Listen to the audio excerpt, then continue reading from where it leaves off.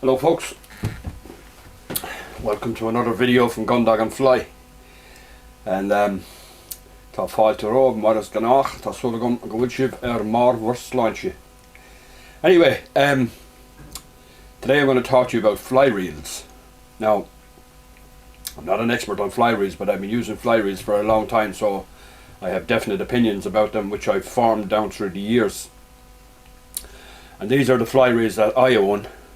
Now, there are so many Flyreels available today, it's just unbelievable. I mean, how many manufacturers are there, well-known manufacturers and those less well-known? I mean, if you go into any tackle shop or fly shop, like, you'll be confronted with just an amazing array. And I suppose this is a sort of what I've come across and bought down through the years. And these are my reels, and this I just happened to come across this selection. I could just as easily have, I think there are 1, 2, 3, 4, 5, 6, 7, 8, 9, there are 11 there in total, and I could have 11 entirely different reels. But these are the ones that I have, and these are the ones I'm going to talk about. So what I'm going to do now is I'm going to zoom in here, so from now on in the video you'll just basically see my hands and the reels concerned, and the what do you call it, you'll hear my voice talking about them obviously, so stay tuned. Now,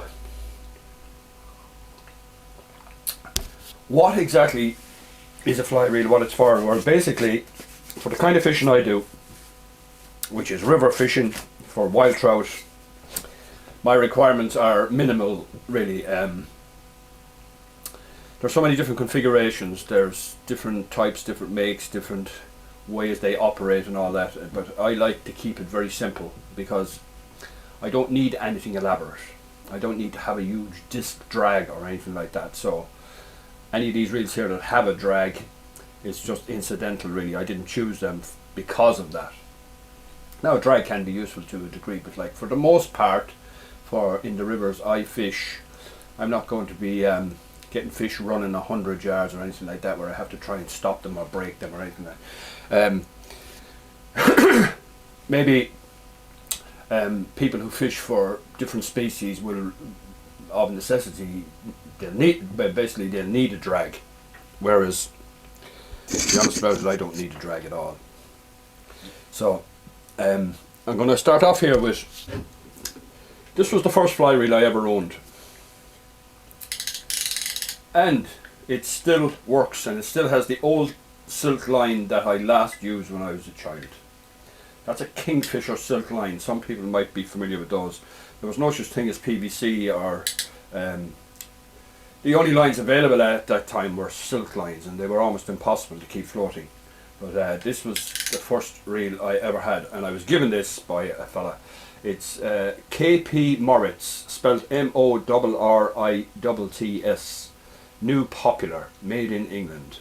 Now, there is sort of what we call a click. You can turn the click on or off, but I like the sound of that, so I kept it on. So that's the oldest reel I own, and that's fine. That would still work fine today. I mean, there's no reason why I couldn't use that today. And it's made from, I think it was called Bakelite. It's a sort of I don't exactly know what Bakelite is. It's a sort of a primitive kind of plastic, if you like. But anyway, that reel still works, and it's very, very old. Now, to show you, this is a cheap as chips plastic reel that you could buy probably for less than €20 or $20, and you'll see there's lateral movement. This is the thing I always look for when I'm looking at reels. Is there lateral movement, i.e. does the spool move left and right when you hold it in your hands? If it does, leave it where it is. You'll notice that the spool on my old reel doesn't move laterally at all. It's still solid. So it's still a good reel. But anyway, this is a piece of CRAP. But like, it's just cheap plastic stuff, and it would still serve to a degree its purpose. Right. Now, the first decent reel I ever had was when I was actually in the tackle trade myself. I had a couple of shops at one point, And obviously I was able to get stuff at wholesale prices, and this is the first decent, well, we call it good reel that I ever had. And this is a Sage 3200. Now they had a 3400 and I think a 3600 as well. But this was very, very expensive when I bought it. I think it's about 25 years ago. And even though I got it at trade price, being in the trade, it was still very expensive. And they retailed at the time, I think it was 350 euros, which was an awful lot of money for a reel at that time. It'd be sort of, I don't know, the equivalent of 500 euros today. But like, that's a super reel. Just really good. No lateral movement again. Absolutely solid piece of kit, and again, because it's so light, that's why I really love it. So I still use this reel 25 years later, and it's still as good as the day I bought it. Now, a few of the others. Here's a salmon fly reel. When I used to fish for salmon with a fly, this was a Shakespeare Bowlite, Beaulite, 10-11 weight, and heavy piece of kit, but then of course of necessity you're using relatively heavier tackle when you're fishing for salmon. So that's kind of surplus to requirements now, as I don't fish for salmon anymore. Now a couple of others. I'm drinking my tea while I'm speaking to you here. This, I don't know where I picked this up, it's an Exori 7/8. Not bad. Very slight lateral movement, just a tiny bit, which means that the tolerances are not as tight as they could be, but it's still okay. And that's a 7/8 weight reel, so fine. Still do the trick. Would be a bit like, works fine. Let's see.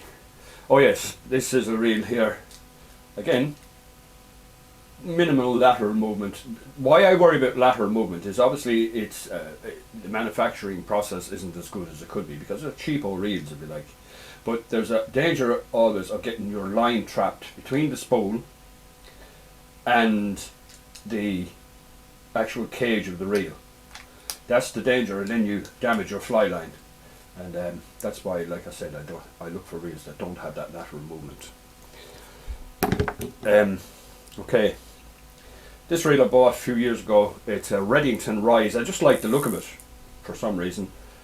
Now again, very tiny, minimal lateral movement, so the tolerances are good on it, although not perfect by any measure, but still a good reel. There's no danger of trapping the line in here because the movement is very minimal, and that has a drag on it that you can loosen or tighten here. It's a 3/4 size, which is for the most part what I use. And now this is a reel I just recently bought here. This is a Cadence reel. I bought, some of you might remember the video I did there recently on the Cadence rod and that, so obviously I had to buy the reel to go with it. And this is a 5/6 weight reel with a spare spool. That was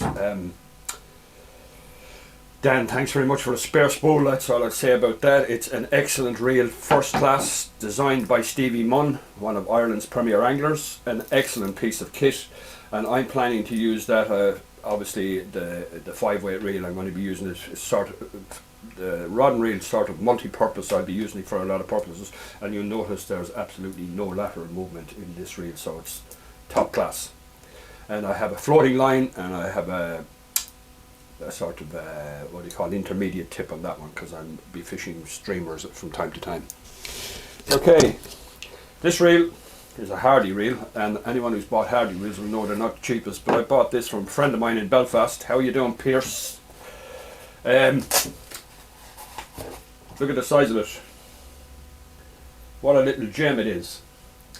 It's called the Duchess, and it's 2 3/4 inches in circumference. Tiny. Absolute little beauty, and Hardy, needless to say, the manufacturing of it is top rate. This is just, I'm going to be using this with my little Sage LL 7'9". This and that Sage LL, like, it's almost weightless. So I'm looking forward to using that with my Sage LL. Super light kit for summer evening fishing for the most part. My favourite fishing. And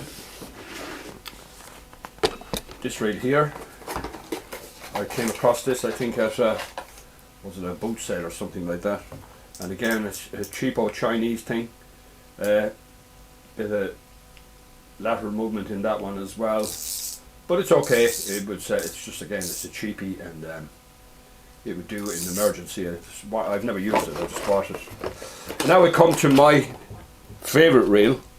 I'm going to change the camera angle just to talk about this. So now this here is my all-time favourite. Now why that is obviously it's subjective. It's an opinion I've formed over time. This is a Sage Click. And this is the 345 size. I did have a second one, but a friend of mine,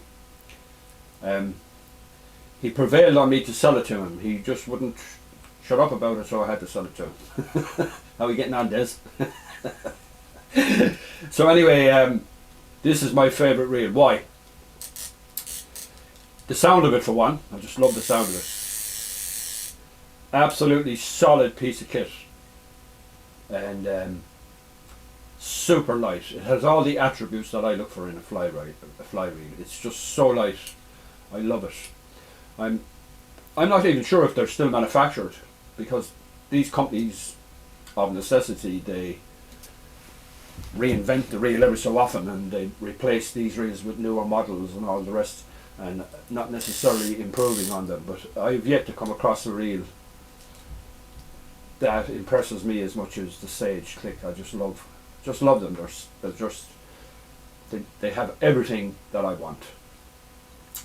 So that's it, folks. These reels are difficult to find. I've been searching for them second hand now on the internet and that, and there are none available currently anyway. And I'm always on the lookout for another one if I spot one. It's not that I need another one. Obviously I have enough reels, but it's just that a beautiful piece of kit like this, I just love it. It doesn't have any, well, it has a drag, but like it's not massively yeah, there is a certain amount of drag in it. Like you can adjust the drag to a degree, but like I mean, between a drag and no drag, there's not a significant amount of pressure. But I don't need a drag, or a massive drag at any rate. I just like that if I get a fish that's reasonably big, he can just pull the line off against some level of pressure. And you can always, of course, apply pressure with your hand to the reel anyway. You don't necessarily need a drag. So that's my favourite reel among them. I hope you enjoyed watching the video about fly reels. I'm not an expert on fly reels, far from it. I don't know how they're made, what they're made from for the most part. All I do know is that there are things I like and things that I don't like as much. And I hope you enjoyed watching the video, and that maybe it might have been educational to some degree. If you're a complete novice and know nothing about reels, you may have learned something about them. And I'll be making another video shortly on some other aspect of fly fishing, so be sure to click the subscribe button. And if you really like my channel is growing exponentially as it happens. I have more than 17,000 subscribers now, and I'm grateful to every one of them. And I'm particularly grateful for those people who support my channel, because there is a level of expense involved in running the channel. I travel around the place doing stuff for the channel and that. So those who support me on Patreon. So if you'd really like to support my channel, I'll leave a link in the description there to my Patreon page, where if you would like to support me, it would very much appreciate it in any small way at all. So Shin Shin Harji. That's it for today. I'll be talking to you again soon. Idir an gálinn, bígí slán agus bígí ag iascairt.